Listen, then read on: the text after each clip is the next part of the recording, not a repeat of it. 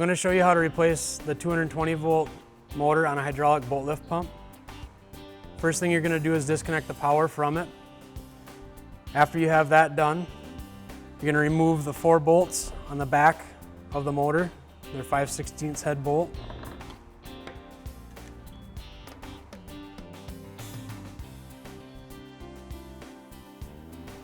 Once those are all loose, it's going to split right here between the dark gray and the light gray colors.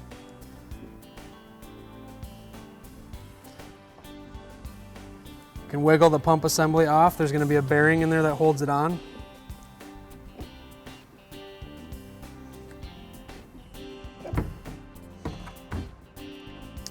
And that's how you remove it.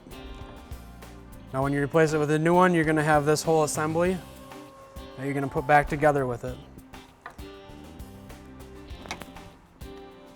You want to make sure to line up your motor coupler with the receiver on the motor here, so they're the same direction.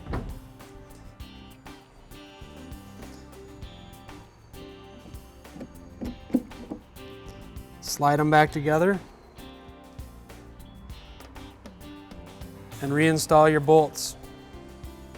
I would get them all started before you tighten any of them. Sometimes spinning them back and forth like that helps you out. Retighten all 4 of your bolts, making sure that the top of your manifold is somewhat level with the ground.